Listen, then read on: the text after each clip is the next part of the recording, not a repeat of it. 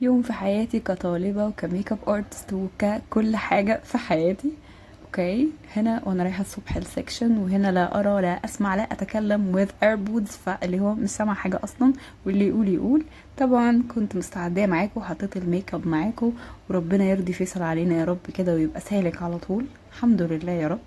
هنا وانا بتمشى وبسمع عامر منيب وانا متأخرة اصلا، والسكشن الساعة 1 وانا هنا الساعة 1:03 اصلا، ولسه عبال ما اوصل يعني على قلبي مراوح. وصلت وسجلت اسمي، وطبعا بياخدوا تليفون، فما صورتلكمش حاجة كتير من السكشن وكده. السبورة اللي ما فهمناش منها اي حاجة، مواليس كلها ومين بياخد ايه.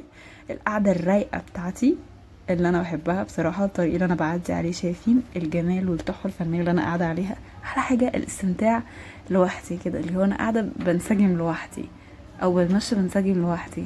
على فكرة بعرف اونس نفسي بجد. وهنا تشيك ماي اوتفيت، لازم اوريكم الاوتفيت بتاعي سندريلا. يعني انا احس لما بلبس الدريسات بحس اللي هو يا خبر الساعة 12. هنا طبعا انا جنب اي محل وورد انا بقف بعمل ايموشنال كده زي ما شفتوا. رحت طبعا عشان اكل.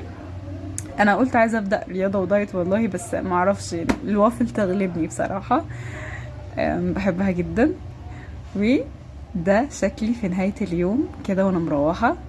يعني ما مش فرهوده قوي لان الحمد لله كنت نمت هنا، والحمد لله وصلت يعتبر. وكان عندي شغل ميك اب من الغرائب والعجائب اللي جات لي في البيت. ميك اب بالاسدال، صورنا قبل وحتى بعد كان بالاسدال، يعني كل حاجه جت بسرعه كده. وبس كده، باي.